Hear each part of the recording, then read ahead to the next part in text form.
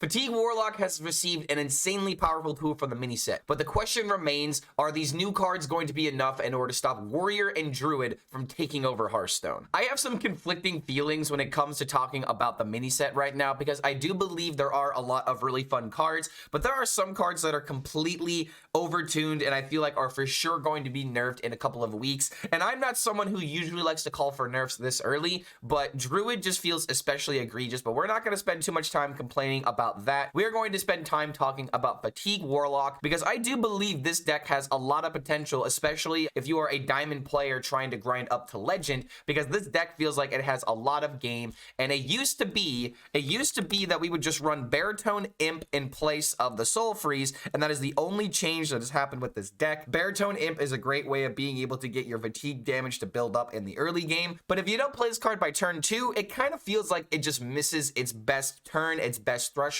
So it just feels good to cut it out for a card that makes so much sense to run to the deck. Soulfreeze. You freeze a minion and its neighbors, deal damage equal to your hero to the number of minions frozen. So if you freeze 3 minions, you get to take 3 damage, and since you have Harp and lots of ways of being able to heal, 3 damage really doesn't matter because you are sacrificing 3 damage to not take like 20. You always take those every single time. But aside from that, what really makes this deck powerful is the fact that Encroaching Insanity has a way of beating almost every single deck that you will see on the ladder, except for Druids now, because Druids have this insane gain, 20 armor for 3 mana. So now we're gonna have to put a second Shallow Grave in the deck. So in the video clips coming up ahead, you will be seeing this exact version of the list. However, I am going to make a slight change to the deck, saying that if we take out a Glacial Shard in favor for a second Shallow Grave, you can honestly cut a lot of these cards. You can make a one of for a lot of these. Like maybe you just want to run 1 Chaotic Consumption, maybe you just want to run 1 Tour Guide.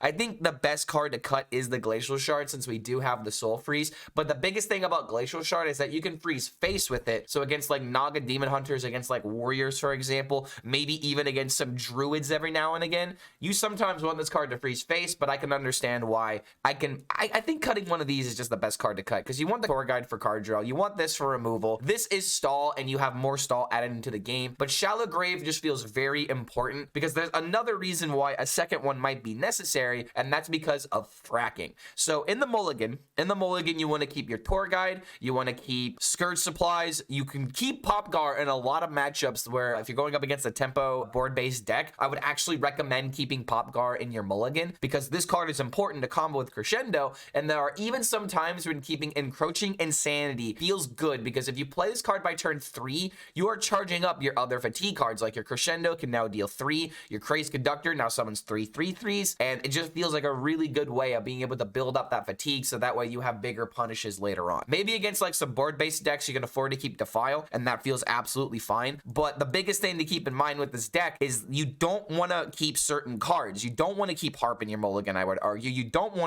really want to keep the fracking in your mulligan, because it really sucks to play fracking on turn 1, and then suddenly you have Shallow Grave, Lady Darkvein, and Encroaching Insanity as the 3 cards that are on the bottom.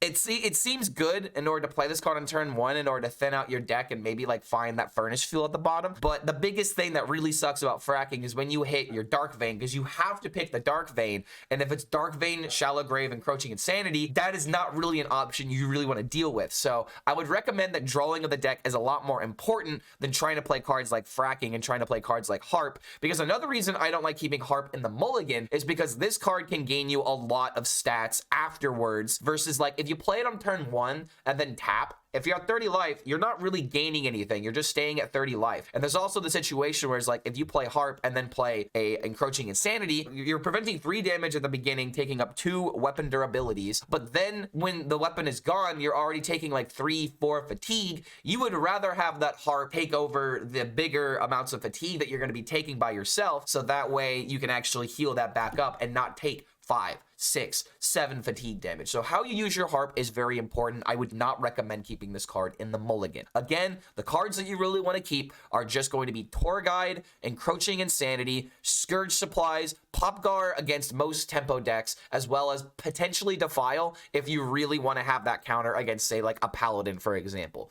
But other than that, just draw cards, play for the board, try to play a Crazed Conductor. Oh yeah, this is another card you can keep in the mulligan, especially on coin, if you have an Encroaching Insanity for sure. But Crazed Conductor used to work really well with the Baritone Imp, so maybe this card ends up getting cut. I don't think it's gonna get cut. I think I'm talking out of my ass with this one. But this deck does feel very good. It feels like a lot of decisions matter, and it just feels like a classic combo deck where you have to teeter-totter on this line of, oh, I'm about to die. Oh, I just stalled them. Oh, I'm about to die. Oh, I just stalled them. Oh, wait, I have the combo. I win the game. It's a classic player's combo deck. So I would highly recommend Fatigue Warlock if you're looking for an interesting deck to climb with that is not going to be Warrior, Druid, or those pesky Paladins you will see on ladder. And don't forget, if you do enjoy this kind of content, feel free to like this video, subscribe to the YouTube channel, check out the Patreon if you guys want to support and get extra perks and bonuses for supporting the content, such as deck optimizations, shoutouts, and even coaching. So thank you so much for making it to the end of this deck intro. If you have any wacky decks that you want to see me play, go ahead and leave some comments down below with some ideas that you have, and I'll see you for the next video. No, I'm gonna waste channel points on recommending a deck, or can I save up for VIP? That is your decision to make, not mine. The Clark almost misclick. Maybe next time Blizzard will get me. Maybe next time I'll have the $60 sitting in my pocket. I guess we gotta start with fracking.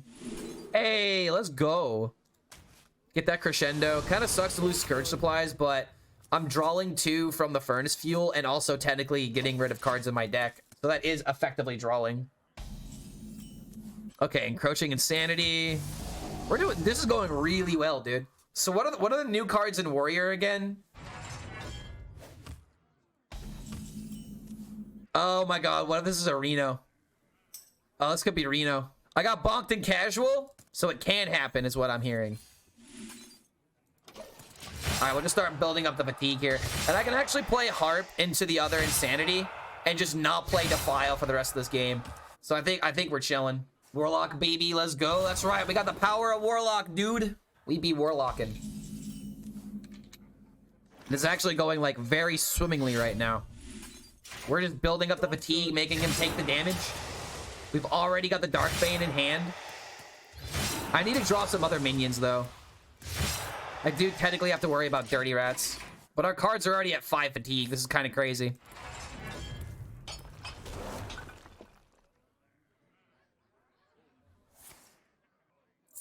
This is very much a Nodder song, so I'm glad that you made that emote recently, PJ. Works perfectly. That's the Kabasi. Well, it's always Popgar. Really sucks to lose the Shallow Grave, but I can survive without it. With the way the crescendos are looking, it really sucks to get rid of this, but I feel like I absolutely need this later on. Oh shit. Oh, I should have played a minion. We'll just lose the minion.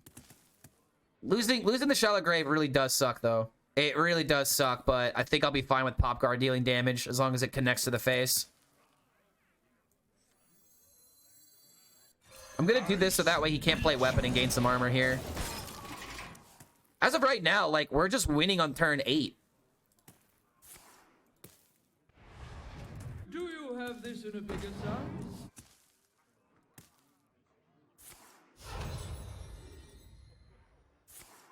What else are we doing? Oh, he's just going full armor.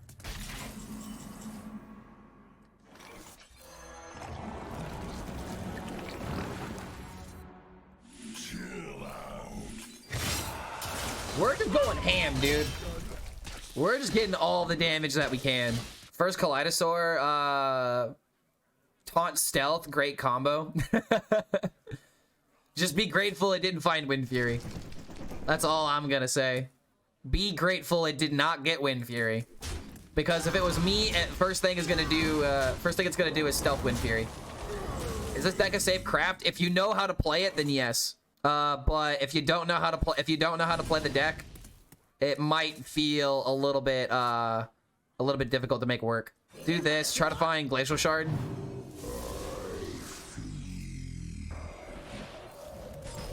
Alright, so coin into Odin. Because I win next turn if he doesn't gain a bunch of armor here. How much damage is this actually? Okay, hold on.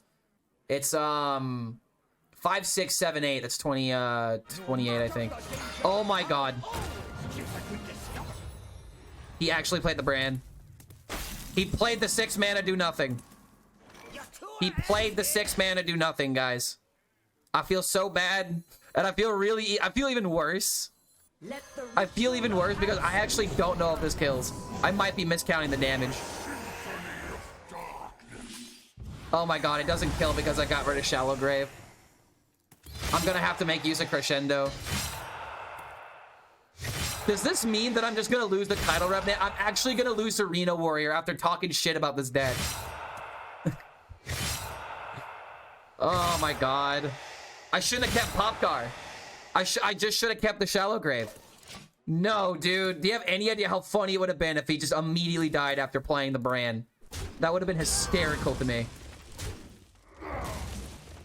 Now I'm gonna have to top deck Crescendo. Crescendo does deal a lot of damage, though. So who knows? Maybe that extra damage, that extra 8 damage did help. At the same time, another 2 draws of fatigue would Omega do it. 9 plus 10 versus... Yeah, I didn't go for the maximum damage out. And now he's gonna do this. Good thing the mana thirst doesn't trigger twice. But yeah, dude, if I top deck Crescendo, this game is over. And I have 2 draws for it. Wait a minute, what?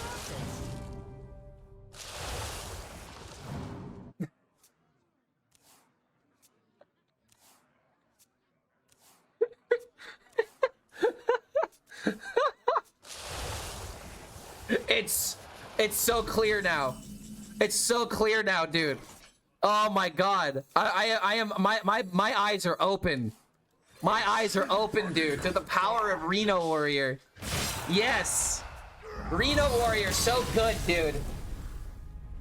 He actually had a chance of getting away from that, but I think he might have misthought about Mana Thirst versus Battlecry. Oh my god, this guy fell. This guy was at rank 9 last time I saw. He's playing Control Priest.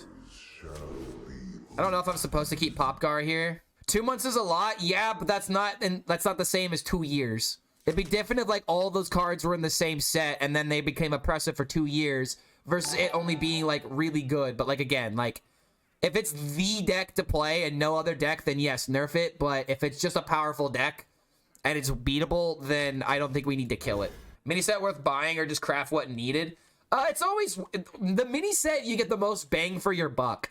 For 2K, you get like a bunch of guaranteed cards. You get legendaries, you get epics. I think when you break it down mathematically, it is literally the best thing that you can do for your collection. So like double check that before you believe that, because I think I got that from Hearthstone Mathematics. Again, I might be wrong.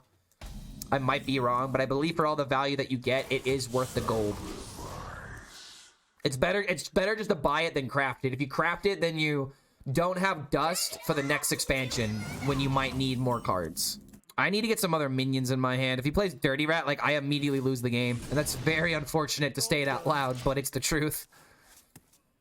And I don't have any minions. Oh my god. Okay, I might have to do this into this now just to take the healing. And then I could do this again, and I already have the Crescendo at, like, a lot of damage. But I'm probably gonna have to do like Scourge into like Soulfreeze or something. Positioning is gonna be important against Warlock now.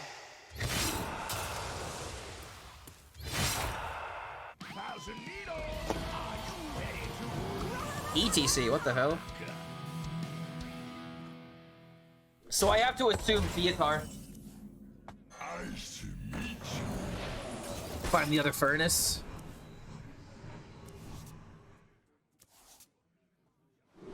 I want to get rid of Defile. I'll have the idea of Crazed Conductor next turn into tap.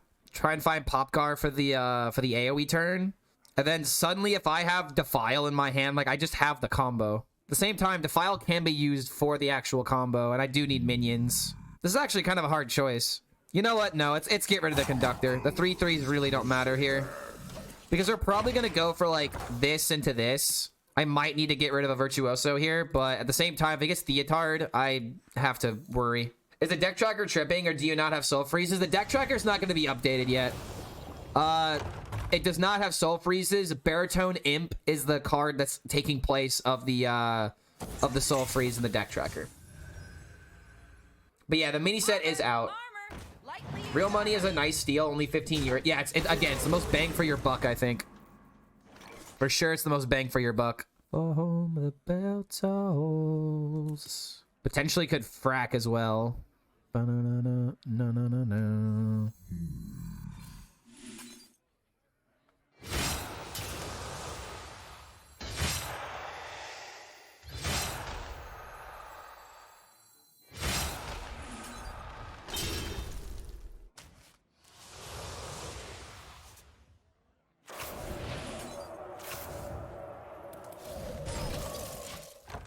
Still so awkward, man. So I played both of the Insanities. It's 4, 5, 11, 11, 15, 26. Just don't hit Dark Vein. Oh, he stole Reno? That's actually fine. That is A-okay, dude. You can have that Reno. You can hold on to that Reno all you want.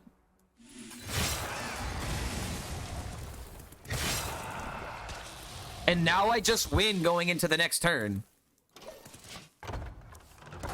We'll hold on to the shard in case he's got Dirty Rat. There's also the card No, which happens every time there's a new update, because you're not gonna, like, the deck tracker is not gonna be able to update immediately when the new cards go live. I don't know what they have to do on their side, but I think they have to, like, data mine or something. You need to heal like above 20 something, and that's not gonna do it. GG, bro. I swear to God, dude, this deck is going to be insane. I've already, like, thrown a game, technically, too. The ritual of absolution commences. Thank the Lord the Theatar missed. Woo! Ugh. They call me a high roller, and I just call it normal.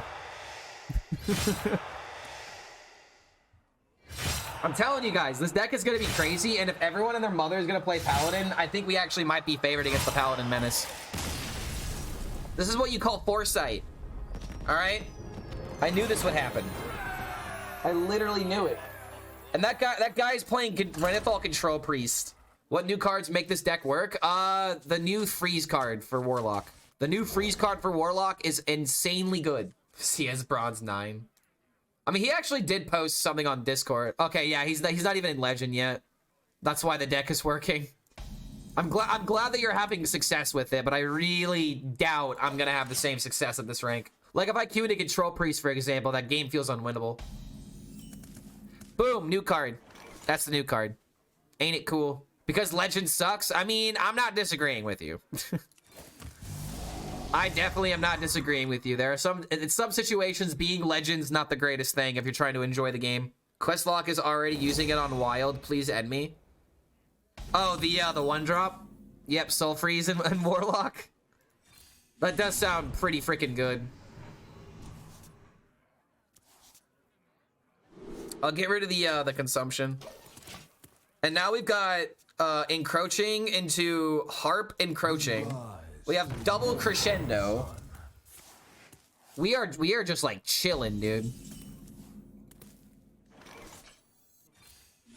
Do I ever hold on to the weapon in order to guarantee get this value next turn? I think so. Another harp? Nah, it's gotta be the tour guide, right? Chaotic consumption also would be pretty decent, but I don't have any minions to sacrifice, and I also have freezes. Yeah, I'm just gonna take the tour guide, dude. I'm just gonna take tour guide. Unholy Frenzy Casualties generated so many corpses. What other new decks are you wanting to try? Excavate Shaman and Excavate Paladin, and there might be a chance I play Rainbow, but at this rank, I think Rainbow is very... If we win a game with Rainbow DK, I will just make a video about that one win. Like, seriously, I don't need to do anything else. I did it. If I could somehow play a Climactic Necrotic Explosion at top 1000, I will just fucking roll with it. Summoning a bunch of 3/3s is actually not a bad idea. So let's do it. And then I could play the other encroaching hero power into tour guide. We can hold on to these later if we need them. Control my bot? Never! Yo, Frigid! Frigid coming in with the follow. Good to have you here, man. Welcome, welcome. I mean, against 30 armor, the deck is bad. I know, and that's what I'm experiencing at this rank. Druids and warriors and even priests doing that. And that's what makes me sad, because I don't think I can get away with playing such a fun deck. This might be a Soulfreeze turn.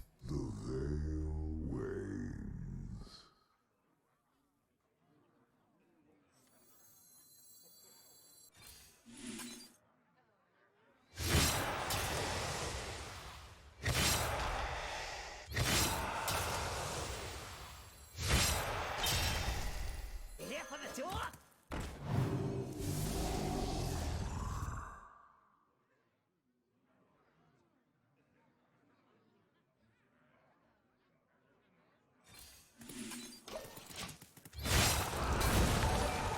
We can win on turn 8. We just have to push. Because we already played both of the Insanities, which means we have a 28 damage combo. And if he plays minions, we can freeze them. We can literally just remove everything. Popgar is still going to be the best draw. Furnace Fuel. I guess that's fine to play. And if I hit Popgar, I could still play it, but I did not find it.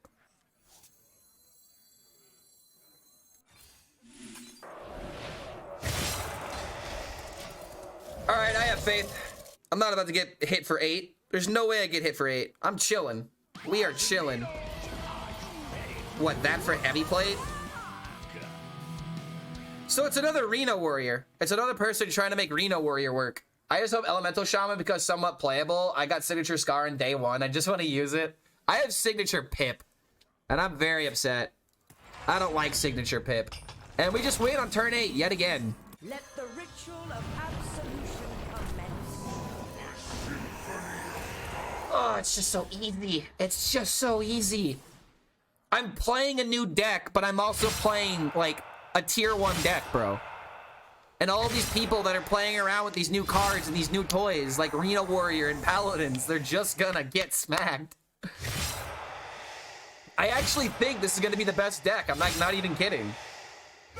Fatigue Warlock, dude. I swear to God, this deck is nuts. I'm just gonna get single digits with it, man, I swear.